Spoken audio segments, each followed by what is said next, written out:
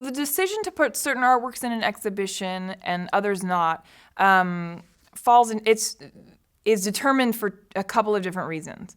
The first reason is, of course, you want to tell a certain story. You want to give the public the reason, essentially, the overarching reason for sharing this with them. So you want to say, X, Y, Z about this artist. So then you make up a great wish list.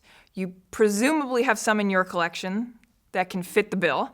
And then you want to pick from other institutions for things to make points, essentially. It's like writing an essay or telling a story. You want to have those points.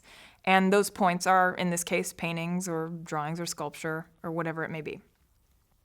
And then you're up against kind of the second sort of tier of things, is that once you've made that list, then you have to deal with the sort of practicalities of the matter. There are a couple of things that come into play here. One is the artwork doesn't travel. That happens. It's the best thing at X museum. They never lend it. It's never coming. You can forget about it.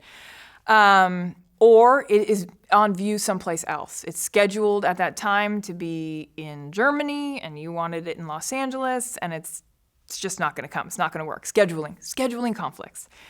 And then the final thing is condition. And when you're talking about objects, you have to deal with their condition. And that's a real issue when you're dealing with a thing, is how fragile is it? How often can it be out in the sun? How often can it be out in the light? Can it travel at all? Should it be on an airplane in a crate? Should it be on a truck? Should it be handled?